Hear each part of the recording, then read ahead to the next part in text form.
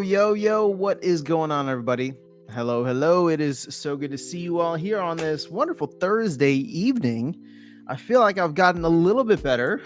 we've had two live streams this week, one on Tuesday and one on Thursday. Not in the morning, but this one I figured I would wait until after the town hall, since we did our little pre-town hall party on Tuesday.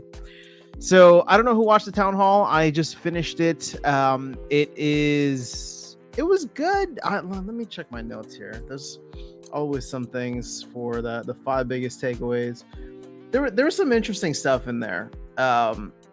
Not much like new information. We did get some rough timing for certain things, and Matt did go into his reasoning behind certain proposals and why he felt, he was voting one way or another. So I thought it was good overall. It wasn't like groundbreaking. And I would say, if anything, there were some confirmations of items that weren't necessarily being worked on, right? So for example, conflicts. I am hoping, and I know I wasn't the only one because somebody else asked this, but I was hoping that there would be something for conflicts after the last airdrop was put out, probably in October. And it doesn't sound like they have any plans, nor are they making any plans for that at the moment. Matt doesn't think it's going to crash the market. I can see where he's coming from on that, but we'll have to wait and see. What will be nice about that is it'll be like 2 months or less than 2 months until we get to the end of Rebellion. So I think that there'll probably be a short-term kind of maybe crash, but then anybody who's holding on to the end, and keep in mind, like, we have not sold very many Rebellion packs. I mean, we're still under 1 million total. We're still even under 950,000, right? So it's not even close. But I do think that we can cross 1 million. I don't know if Matt's goal of 1.5 is still attainable. It'll have to wait and see. But yeah, I mean, it's trading for $2.62 on the secondary market, even with an estimated value of almost $1 higher. That's fascinating. Okay. Well, it is what it is. All right, let me jump into the chat here. We got Supreme Victory Studios. What's going on? Jason Jenkins and another one says, I don't think town hall anymore. I just think, what did they mess up this time? Yeah, I mean, I don't blame you, brother. Jason says, how can we get SPS to 0.001? Well, the flipping could happen in a different way. Everybody's excited about ETH flipping Bitcoin, but I think if we keep going the way that we're going, SPS is going to flip DEC. We're going to be even below. So can you imagine that? You would have to burn one SPS for one DEC. It would be so sad. Ghostly BG is in the house. What's going on, Ghostly BG? Thank you for being here. Thank you for being a member, Ghostly BG. Always appreciate the support. Okay. So the market is cooling off. We had that massive pump from the mid 50s up to mid 65. That pretty much happened after the assassination attempt over this past weekend. And for those who don't know, Trump will be speaking, I believe, at the Bitcoin 2024 conference in Nashville. It's coming up one of these weeks. Unfortunately, I'm not going, but that's actually a pretty big deal. Obviously, they're not talking about crypto at the Bitcoin conference, but if Bitcoin goes, so does the market. Although we have not seen a crazy alt season really kick in yet. Okay, so let me see. I'm gonna just kind of do a rough notes with y'all on this. Okay, so Set Rentals is coming out next week. One-click Set Rentals. There's a little feature that they added. So for all of you guys who like to play with Fire, wait until the end of the clock or the timer. Your team will get submitted for you now automatically in case you forget, which happens to me. But you know what happens is I click battle and then I go to another tab and then I come back 5 hours later and I'm like, oh, I forgot to battle. So I just surrendered. The team also warned that there would be additional anti-bot measures coming. Now, they never get into details about this because they don't want people to be able to figure it out. But if you are doing any kind of gray or black hat activity in Modern, just know that they're ramping up their efforts. What other notes do I have here? Marketing promotions ready. It looks like they want to get marketing promotions ready before Rebellion packs sell out. So I mean, again, that's like Q4 timing to me, which, Matt, I've been a little more vocal about the fact that I was disappointed in terms of, or not disappointed may not be the right word, but like, I think the clarity we have is that obviously Matt hasn't picked anybody yet to be a CMO, chief marketing officer, or to hire an agency. It sounds like he's been talking to some folks, but I don't know. I mean, a lot can happen in 3 months. Well, actually, it's not even 3 months anymore. That's the thing. A lot can happen in like 2.5 months. But at the pace that we're going at, I don't know where the team is at in terms of like getting everything they want done. So one-click site rentals is a big piece of that, but then it's the onboarding tutorial. So, actually, one-click site rentals was the last thing, or it was one of two things that they were trying to get done. So the last thing is going to be that onboarding experience, and I have no idea where they are. But at least it'll be one more thing for them to get done over the next 2 months. But we already know early August is going to be taken up by one-click site rentals is happening now, but early August, so you have another day here for you.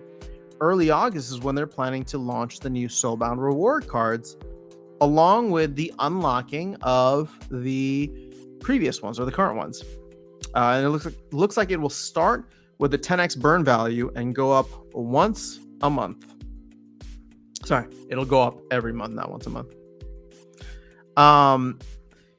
For anybody hoping that we were going to see land stuff soon, we will not. I mean, actually, this is kind of like in line. I was never expecting land stuff until like Q4 at the earliest, once they got all the stuff done. But it sounds like the good news is Cryptomancer is, I don't know if he's like transitioning to land full time or not, but he is going to be focusing in on the land project in terms of like whatever we'll call this 1.7. I don't know what they'll call it officially, but 1.7, which will be the launching of the other resources and then integrating research somewhere into that. Oh, you know what I didn't take notes on? Cosmetics. It seems like they're getting skins. I did say skins are in a design phase. So they want to figure out how to integrate all this stuff and get more research and resources, which I think would be fantastic. I have no idea. I mean, I know they went for like 1.5, but having multiple resources early on would have been at least a little bit more interesting. So, but we're working our way there. Okay, so and I said skins are in a design phase, so I don't know what that note even means. They had some interesting ideas about skins where you can like level them up. But again, it's all cosmetic, right? So it's not like the functional skins that I was talking about, which is fine.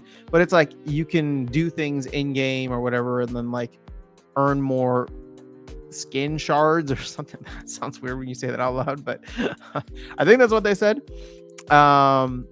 So yeah. I think, I don't know.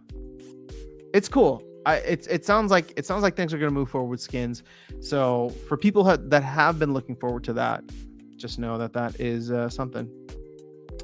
Matt did reiterate the fact that they have no intention to leave the Hive blockchain. I think a lot of people, including myself, felt that there was a bit of an ultimatum vibe with the Hive DAO proposal, but he kind of put that to rest. No plans after conflicts ends. Oh, and then Matt did say DEC is not a stable coin, which I'll have fun with that on the 5 biggest takeaways. Because, I mean, he's talking about it from a regulatory standpoint, but like, I don't know. It's just, we've been told that DEC is a product-backed stable coin, and now it's not. No, it's not. Okay, so let's see People's Guild is in the house. Let's freaking go. What's up? Jason says, Trump is speaking. I'm all ears. I'll be curious to see what he has to say. His policies, and actually the whole RNC, like basically put Bitcoin on their platform, which is fascinating. So I don't know, man. Could make for an interesting time here at the end of summer, right? At the end of summer, when I've been hoping for a fun summer run, especially like for alt season. We haven't gotten that. If anything, it's been actually kind of awesome as a Bitcoin maxi to see Bitcoin dominance going up and up and up. But hopefully that'll be followed by some kind of alt season. I thought, launch of Ethereum ETF and all that would mean something, but we haven't really gotten that. And we're more than halfway through the summer. I don't know, at least for me, I consider summer months, June, July, August. So now we're more than halfway through July. So it's like a month and a half left. And I don't know, maybe one of these things could be some kind of catalyst. I don't know, but we'll have to wait and see.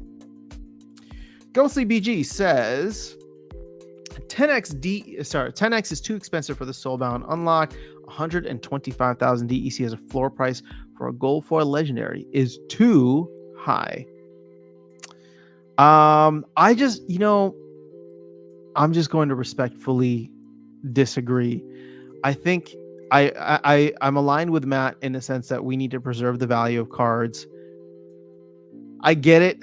It's going to be expensive, especially for folks that are chasing gold foil and specifically gold foil legendary cards. And if you didn't get them in the draws and they didn't get the draws out, right, like the gold foil glint draws out in time. But what would you propose? Well, like what is reasonable to you? Because otherwise it really only is gold foil legendaries. Because when I think about like commons, for example, that's going to be 50 DEC. It's 5 cents for a common. I think that is not unreasonable. And again, the idea is not that the cost of then just, all these commons is going to be super expensive. Yes, but keep in mind these reward cards, and I think I'll plant my flag on this hill. These reward cards should be premium cards. And what I mean by that is if you played the game, you got them for free. And if you didn't play the game or you came in later, you got to buy them from somebody else at a premium. So now that premium, keep in mind that premium is not going to you, but it is going to the ecosystem. So you're benefiting. We're all benefiting from it indirectly. Looks like People's Guild does agree with you, though. Going to revisit the Soulbound card proposal and publish it. I'm just curious what your thoughts are on the cost. How low would you go? That was such a boring town hall. Yeah, it didn't have any fireworks to it. I love Nate, but as soon as it was like Nate was the first one on. Usually it's Investigator, but Nate comes on and it was the first vibe that I got was Nate being like, yeah, I didn't really prepare anything. And I was like, what, Nate? What? Come on, eye candy, whatever. And I don't know. It seemed and afterwards I think Investigator needed a little bit more time or something. So Investigator was thanking him for covering or going first. But either way, it was again, we're in the grind, man. We're in the grind. I think that we are going to get some cool stuff, obviously, with again, one-click set rentals doesn't impact anybody's main accounts, I wouldn't think.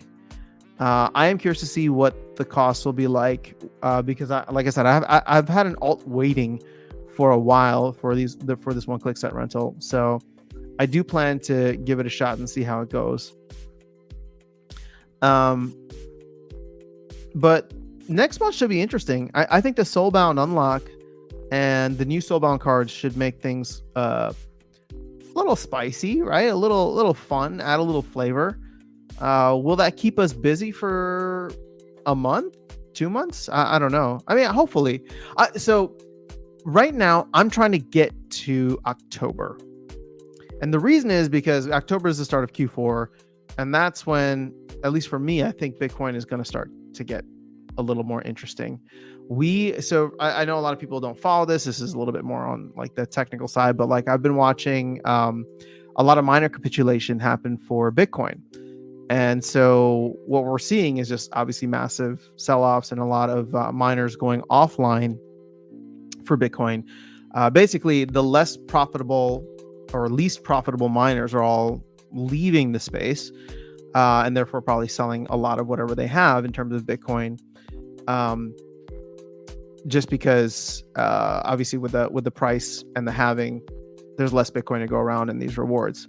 So once that capitulation is done, combined with a presidential candidate speaking about Bitcoin, combined with usual solid Q4 performances, combined with an election, combined with, I mean, again, usually Q4 for crypto is awesome for 3 out of 4 years, right? It's usually only in the year following the blow off top, right? So 2022, 2018, I don't remember 2014, but 2022 and 2018, like November, December-ish were the lows for the cycle, right? Like that's FTX collapsed in November, I think, of 2022. And then back in 2018, the entire market was dumping. And what I mean market, I'm talking about like stock market too, because they had started raising interest rates just to test and see how it was going. And then Trump kind of changed his mind at that point. So I remember Bitcoin like dipped all the way down. Like it topped out at like almost 20K, and then it dipped all the way down to like 3,500 in November, December of 2018. But every other Q4 tends to be a pretty fun time. And if you remember Q4 of last year, 2023, it was good vibes. We went from like the mid 20s to the 40s, and then the ETF launched and we went from the 40s to the 60s. So with minor capitulation being done, the impact of the halving will start to truly be felt. You have Trump talking about Jamie Dimon now, who is, I don't know, is he CEO? He's basically like the head of JP Morgan Chase, right? So, and saying that he's changed his tune about Bitcoin. I don't know. We'll see what happens. All right, let me keep on going with the chat. This stream probably won't be too long, guys. Let's see. Yeah, I had a late night last night, did not get enough sleep, so we're going to try and be responsible tonight. Blockchain Project says, evening, all the constant uncertainty is really putting me off investing in SPS. It feels like scorched earth, but just endless. Yeah, I mean, I feel you. I'm not investing in SPS, and even though this is not an investment channel, I don't know that it's a great investment, right? One way or another. I mean, it is at historic lows, but the way that I view it now is all part of the game, right? So I would not buy SPS to speculate on its future value, although I'm sure many here do. And even though I just said that out loud, I'm sure I'm stacking because I'm speculating on future value. But there is utility, and if you value that utility, right? So earning rewards in game, and when I say rewards, that includes SPS as well as Glint, right? Because Glint is going to get you all the cool stuff from the reward shop. So it does get you that, along with governance. So, you know, and for the time being, and maybe if the People's Guild proposal passes, which it looks like it will, it'll continue to get you vouchers, right? And SPS for a little bit longer. So from like an investment standpoint, see, this is the interesting thing, right? And this is why I'm trying to like, I try to pivot away and just be much more focused on, like, I talk about investing things here without, I don't know. We blur the lines probably too much in this channel, as much as I try to separate them. But my point is, there is a utility. There's several utilities for SPS. It really just comes down to you, the individual, not as an investment, but as entertainment, gaming, whatever it is that you want to call your relationship to Splinterlands, right? Hobby. How do you value the utility that SPS in its current form gives you? I think obviously we're all sticking around here because we want to see if it goes up, but I like you, there's too much uncertainty. Survival mode. Hey, what's up, Bolts? Survival mode at this time. I mean, if they click up with Bella Porch and have her sing the new Soulbound Reward interest song, we might have something on the upside. Man, I haven't heard that name in a while. I was she was big on TikTok, right? I got logged out of my TikTok account a while ago, which is not good because I forgot what my password is. So, but I know she did have some songs out. I mean, hey, that would be a fun. That'd be a fun one. I'm just trying to imagine her fans being like, "What the hell is Splinterlands? Gosh, this game must have paid her so much money to talk about all this like nerdy trading card shit." On 12, what's up? Thank you so much for the support. Appreciate the smashing of likes. 3Bon, good to see you. People's Guild says quarterly town halls up next. Oh man, I hope not. I mean, if that happens, like at this point, like I don't know. The monthly town. Well, okay. Let me say this. I think we've gotten to monthly town halls because obviously the team's cadence and delivery has slowed down dramatically. But I wouldn't be surprised. Let me put it this way. I'll phrase it this way. I would not be surprised if the market starts to pick up and Splinterlands becomes an active participant in this bull run. I wouldn't be surprised to see sentiment shift overall. I think Matt comes on and he says what he's got to say. He addresses certain things and like that's that. But if it turns into anything like the circus that 2021 was, now Matt is not Aggie. Aggie is the one I think that came on and really enjoyed all that. But I'm sure if I go back in time and just hear, like everybody was just excited, and so I think we would get a different Matt. We would get a different kind of like team vibe overall if the market starts to turn. But it'll have to feel like 2021, right?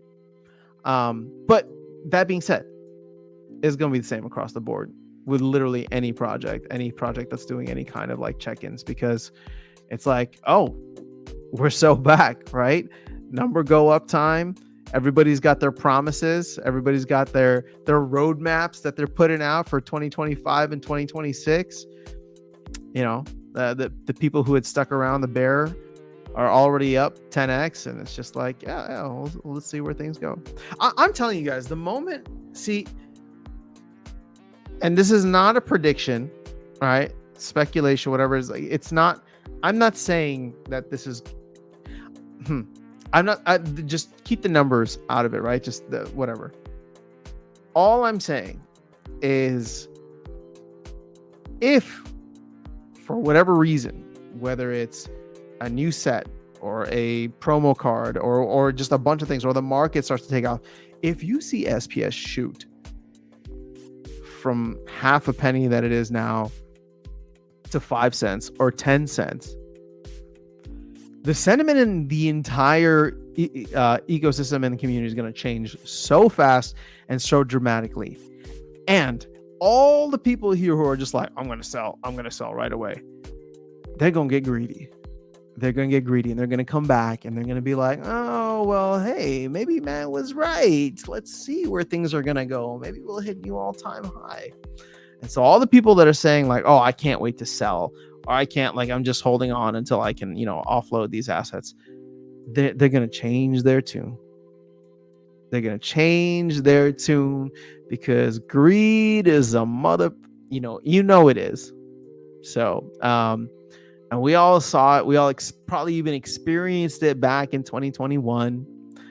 And if that happens, Bitcoin hits 100K and all of a sudden SPS jumps up to 5 cents, right? Like everybody's going to be like, "Oh, this is it." If you think that you are going to be the one that's going to say, "Oh, we just did a 10x from, half a penny to 5 cents. Now's the time that I'm dumping and getting out of this." Yeah, there might be a couple here and there, like people who like the poison of bitterness is just so seeped into their blood that they're gonna rage quit. But I would venture to guess that many folks would stick around just to see how things played out, because that would prove that there is vitality, that there is a little bit of life, signs of life within the game and the ecosystem, and they would totally stick around. And my gauge for this, my gauge for this is going to be Darkest Night, because I'm curious to see what it's going to be like for him. Oh, you know what? Okay.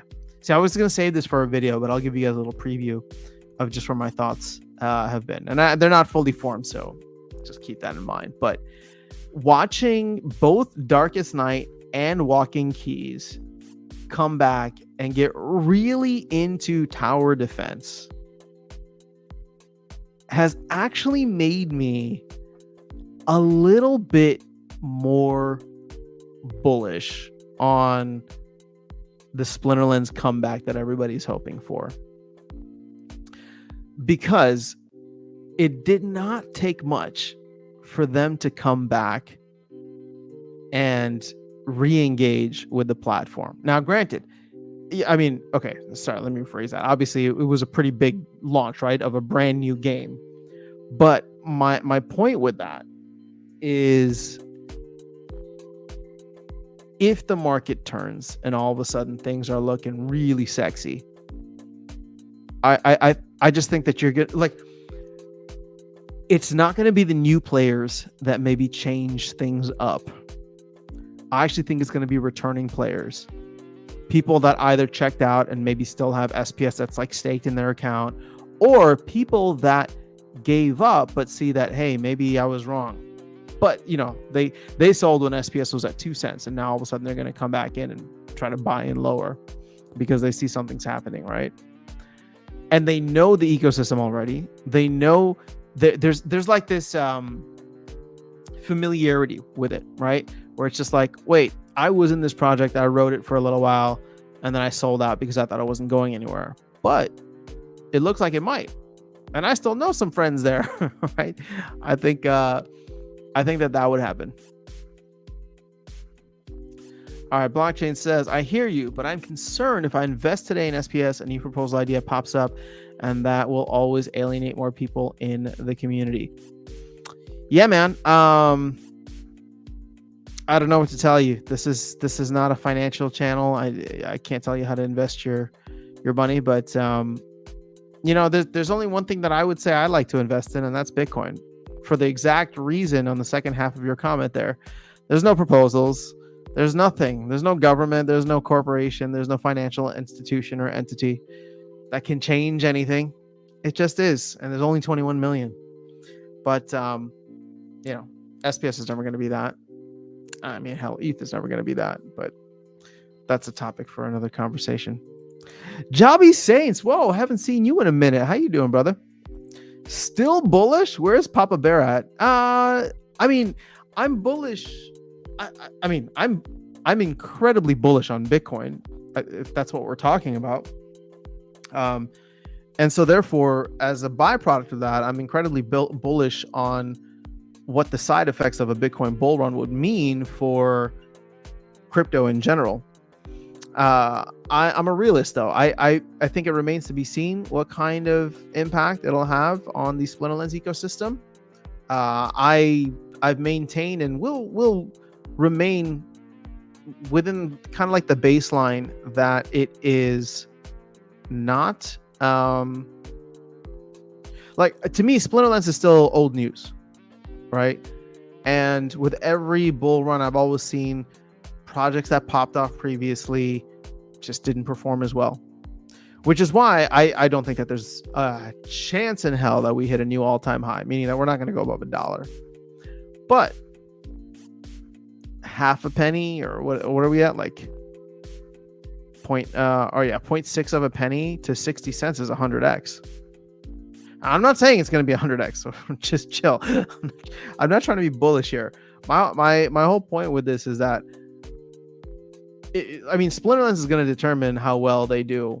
And so far, they've not been doing a good job at that, right? We're building crucial items to the player experience much, much later than many other projects in the space. Like right now, a lot of projects are focused on partnerships and expansion and acquiring new players, right? So if anything, they've been 3 to 6 months ahead of where Splinterlands is at, which means, and this is why this is important, when it comes down to it, if Bitcoin starts to do its run in Q4, Splinterlands will be just starting their marketing. Whereas a lot of these other projects have had a 3 to 6 month head start, maybe some of them even a full year head start, right? In terms of having users not necessarily onboarded, but at least aware of the project, right? Maybe added to like your coin list on CoinMarketCap or whatever the case is. And all of a sudden they come in and they see these green candles and they're immediately going in because they've been, somewhat indirectly or tangentially following these different projects. So I think that is not insignificant in its impact, but we'll have to see how hard the team goes. We'll have to see how good their marketing is. Actually, so let's put it in this order. We'll have to see how good their conversion rate is. If their conversion rate starts to increase in terms of converting new players, account signups into spellbook purchases. If we see that number go up, and that's something available on Peak Monsters for us. If we see that number go up, then it'll probably be the right time to start doing a little bit more marketing. And then we'll see. Could be interesting. Blockchain says, I buy my Bitcoin in November, December of 2026. Nice. Well, can't tell you what to do, but that would be an interesting time. Interesting time indeed. So I'll share something with maybe I've talked about this in the past, but I'll share something with you guys that stuck out to me because I saw it back in 2022. And I think it was like middle of 2022. Somebody posted screenshots of like newspaper headlines or article headlines, and they posted one from 2014 that says Bitcoin crashes to $400, right? There was a run up from 1,000 and crashed to $400. Then and they had all these screenshots. There was like 3 of them, right? So the next one was from 2018, and it said Bitcoin crashes to $4,000. The next one was from 2022 and said Bitcoin crashes to $40,000. Again, this is not financial advice. I'm just sharing with you what the tweet said or the post said. It's like, what do you think is going to be, what is Bitcoin going to crash to if we follow that scale? What is Bitcoin going to crash to in 2026? So I'll let you guys fill in the blanks there and draw your own conclusions. But if that ends up happening, my mind will be blown, because it's like, oh, wow, we really have followed this ridiculous pattern of not exponential, but like logarithmic growth. Okay, so Jabby Saint says marketing, just hire some influencers to advertise, play the game. I mean, maybe that's it, right? There's a lot of high profile folks in the Web3 space, but I don't know. I'll have to wait and see. All right, guys, I'm exhausted for some reason. So I think we're going to call it here. I will try to get the 5 biggest takeaways posted tomorrow. I'm glad I could stream at least for a little bit and hang out with you guys, because I'll be traveling for the next week plus, so probably won't be able to do streams, but we'll definitely try to keep up with the content, especially if there's going to be some interesting things. So if nothing interesting, and by interesting I mean like major, happens until August, then I should be good. If the main thing coming out next week is the one-click site rentals, I'll be curious to see how that plays out. I don't think that's going to have any kind of like economic impact, but hopefully it'll be a positive experience for people that want to engage in it, whether as a renter or a rentee. But yeah, that's all I got. Have an awesome rest of your day. Catch up with you soon. Peace.